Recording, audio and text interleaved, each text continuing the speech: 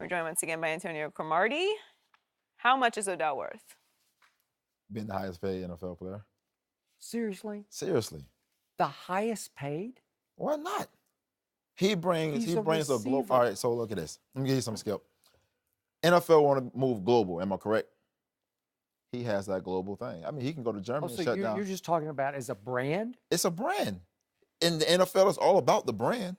So why not pay him as being the highest paid player and let him continue to bring that global brand for the NFL?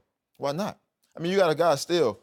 I mean, he had 310 yards in this season where he got hurt, but he's still averaging over 1,100 yards over 4 seasons, and he haven't even completed this season.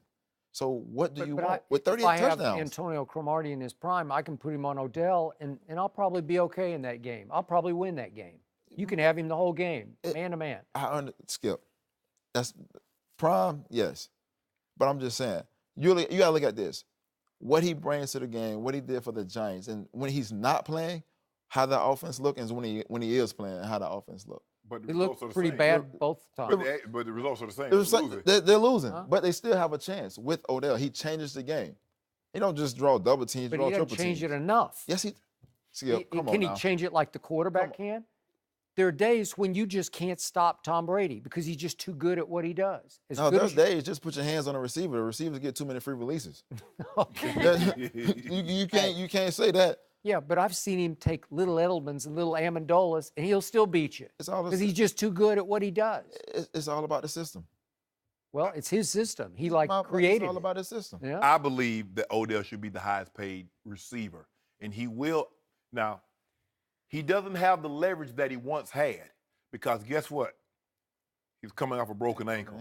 Yep. So they're going to say, okay, Odell. Now, DeAndre Hopkins got 5 years, $81 million, $49 guaranteed. Antonio Brown got 4 years, $68, $19, but he was also had a couple of years left on his contract. Skippy broke his ankle. Now, they say, now, look here, this is what we'll offer you. Now, you can go play this 5th-year option. You know what happened in year 4. Is that you want to run the risk? Do you want to run that risk, Odell? You think Odell wants to take another risk and not have $30 million, $40 million guaranteed in his pocket? Or does he want to try and play it out again? Now, the Giants have all the leverage. They really do because they still got that 5th-year option that they put on him. They can make him play under that. So he doesn't have the leverage that he once had. Do I think he should be the highest paid receiver? Absolutely, because DeAndre Hopkins just got paid. He's the next receiver up in line, and guess what? There's going to be another receiver, Mike Evans, that's going to come behind him, and he'll be the highest paid. That's just the way it works. It's not like basketball. It's not like baseball, Skip, where you get paid according to your worth. In football, you're slotted. This is what a left tackle get. This is what the quarterback gets. This is what a running back, receiver. That's just the way it is. Now, if you want to go back, this is an argument for another day. You want to change the system, say, play somebody to value. But right now, they pay you according to the position you play. And the position that he plays is a wide receiver. He should be the highest paid because he's the next one to come up for a contract. But as far as being the highest paid, higher than a quarterback or a defensive lineman, nah. Yeah, at one point in time, wasn't Calvin Johnson the highest paid player? Yeah. But he wouldn't be on quarterbacks. It was behind. It was only probably one quarterback that was in front of him at that point in time. So Yeah, I'm just we shocked. can't. Odell Beckham is a one of a kind player. He brings something to the table that no other player in the NFL has brought, and that's a global brand. He can go anywhere in the country and bring that NFL brand and that global and his brand along with that, and make everything. This is what the NFL wants. You need a player that can have a global brand, and he has that. Okay, but the global brand will win you no games. The position he plays has limited impact on the outcome of the football game. Oh, it has a huge impact. It does. It has limited. Look what he is. He's 21-26 in the National Football League. That's his record. That's why it's called a team sport. Okay, but is he a leader of the football team? Because I always tell you, Michael Irvin to me was the greatest receiver ever because he was also the driving force of a team that should have won 4 or 5 straight Super Bowls. He was the drive. And I get off the field, he could be a nightmare. But on the field, when it was time to play and perform, he was the guy that you want in your foxhole leading you in Washington and New York and Philly when it's cold, because he was the leader and the spokesman for the entire football team.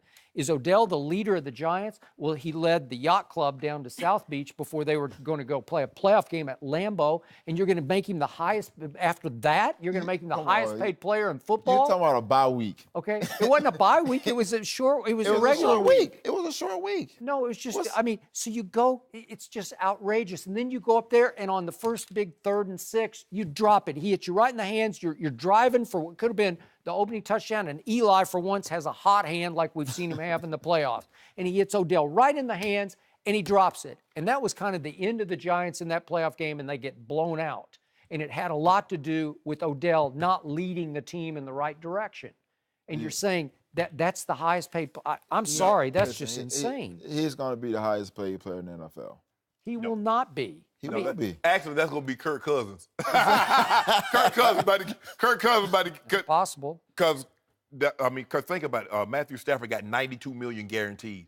They could have had Kirk Cousins a couple of years ago, Skip. We were talking about it for $50 million guaranteed. Now you're about to have somebody's about to pay him double that because Washington bungled this so bad. Okay, Like, I got it. but he's not. But Odell's not going to be the highest. Odell made the greatest catch ever I don't in a care. game on Sunday Night Football They lost. that they lost to a mediocre Cowboy team. Really? You lost the game. So, and the best show he puts on is in the pregame. It is. And I would pay to watch him in the pregame if that's what you're talking How about. many picks did Eli throw that game? Which game? In that Dallas night game. game. But how many picks did he Knowing throw? Eli probably threw 3. Stop, Skip. Well, seriously. But I'm just saying you can't say that. He changed the game. If he's averaging 14.1 a catch. That's the first time every single time he catch the ball. Thanks for watching. Subscribe here to get the latest from the show. Be sure to check out more of the best clips from Undisputed, or go watch a few segments from the newest show on FS1, First Things First, with Chris Carter and Nick Wright.